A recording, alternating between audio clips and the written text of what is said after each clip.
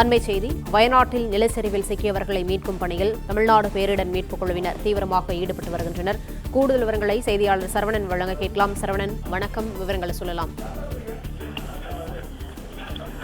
வயநாடு நிலச்சரிவில் சிக்கியவர்களை மீட்கும் நடவடிக்கைகளுக்காக தமிழகத்திலிருந்து மீட்புக் குழுவினர், அதாவது பல்வேறு மழை வெள்ள பணிகளில் பணிபுரிந்து அனுபவம் பெற்ற தமிழ்நாடு பேரிடர் மீட்புக் குழுவினர் இங்கிருந்து சென்றிருக்கிறார்கள்.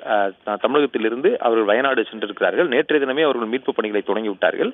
இந்த நிலையில வயநாடு சூரல்மலை பகுதியில, சூரல்மலைக்கு அருகில் இருக்கக்கூடிய வெள்ளர்மலை என்ற பகுதியில் இந்த மீட்பு பணிகளை மேற்கொண்டு வருகிறார்கள். அந்த வெள்ளர்மலை பகுதியில 12 குடும்பத்தினரை காணவில்லை என அப்பகுதியில் வசித்தவர்கள் கூறுகின்றனர். 12 குடும்பங்களை வீடுகளுடன் காணவில்லை எனவும் அது மண்ணுக்குள் புதைந்திருக்கலாம் என்று அவர்கள் கூறி வரும் நிலையில அங்கு பொக்லைன் வாகனங்களை கொண்டு அவற்றை அந்த இடிபாடுகளை, அங்க மரக்கழிவுகளை எல்லாம் அகற்றிவிட்டு சடலங்களை தேடும் பணி நடந்து வருகிறது. முதலில் ஒரு சடலத்தை தற்பொழுது மீட்டிருக்கிறார்கள். தமிழ்நாடு பேரிடர் மீட்புக் குழுவினர் மற்றும் தீயணைப்புத்துறை வீரர்கள் இங்கு தமிழகத்திலிருந்து சென்ற அவர்கள் ஒரு சடலத்தை தற்பொழுது மீட்டிருக்கிறார்கள். இந்த 12 குடும்பங்களில் எத்தனை பேர் அங்கே அதில் உயிர் பிழைத்தார்கள், எவ்வளவு பேர் அங்கே இன்னும் இந்த இடிபாடுகளுக்குள்ள மண் புதையல்கள்ல அவர் சிக்கி இருக்கிறார்கள் என்பது முழுமையான விவரங்கள் தெரியவில்லை. அது ஆற்று படுகைக்கு அருகில் இருக்கக்கூடிய ஒரு பகுதி என்றும், காட்டாற்று வெள்ளம் அடித்து வரும் பொழுதும் அதே போன்ற நிலச்சரிவிலும் ஒரே நேரத்தில் இந்த வீடுகள் சிக்கி இருக்கலாம் என்றும் கூறுகின்றனர். அந்த வீடுகள் இருந்த தடமே தெரியாமல் அத்தனையும் மண்ணுக்கு கீழே புதையுண்டு போயிருப்பதாகவும் அப்பகுதியில் வசித்தவர்கள் கூறுகின்றனர். குறிப்பாக அந்த பகுதிக்கு மேலே பூஜேரி மட்டம் என்ற ஒரு பகுதி மலைக்கு சற்று மேலே, அந்த பள்ளத்தாக்கு பகுதியிலிருந்து சற்று மேலே இருக்கிறது.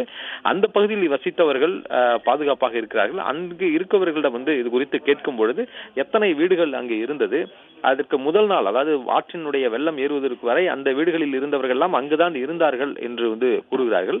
ஆற்றிற்கு அருகில் இருந்த ஒரு சில குடியிருப்புகள் தான் 2 நாட்களுக்கு முன்பாகவே பாதுகாப்பான இடங்களுக்கு அழைத்துச் செல்லப்பட்டிருக்கிறார்கள். தொடர்ந்து கனமழை பெய்து வரும் நிலையில் வழக்கமாக மழை பெய்யும் பொழுது இந்த குடியிருப்பு பகுதிகளுக்கெல்லாம் இதுவரை வெள்ளம் ஏறியதில்லை. எனவே இந்த பகுதிக்கெல்லாம் வெள்ளம் ஏற, காட்டாற்று வெள்ளம் வராது என்று தொடர்ந்து அவர்கள் அங்கே இருந்த நிலையில்தான் அத்துடன் நிலச்சரிவும் ஏற்பட்டிருக்கிறதுனால இது அந்த பகுதியில் இருந்த அந்த வீடுகள் அனைத்தையும் அடித்து செல்லப்பட்டிருப்பதாக அந்த பகுதி மக்கள் கூறுகின்றனர்.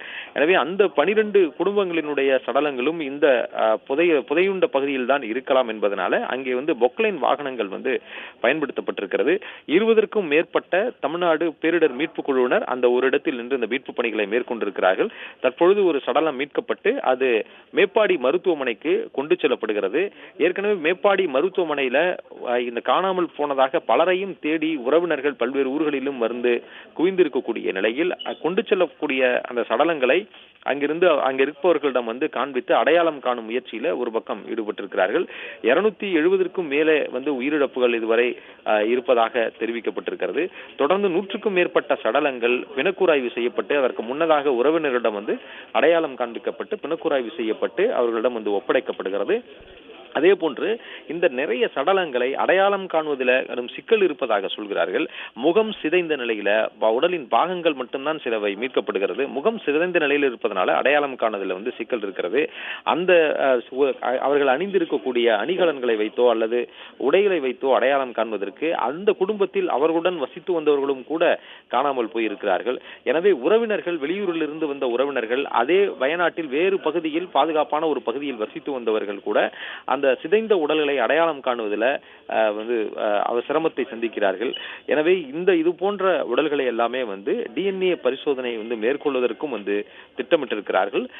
தடயவியல் துறை சார்ந்த மருத்துவ நிபுணர்களும் கூட இந்த பிணக்கூராய்வு செய்யும் பொழுது அவர்களும் அங்கு இருக்கிறார்கள். 24 மணி நேரமும் மருத்துவ குழுவினர் சுழற்சி முறையில தொடர்ந்து பிணக்கூராய்வு செய்து சடலங்களை ஒப்படைக்கக்கூடிய பணியில் ஈடுபட்டிருக்கிறார்கள்.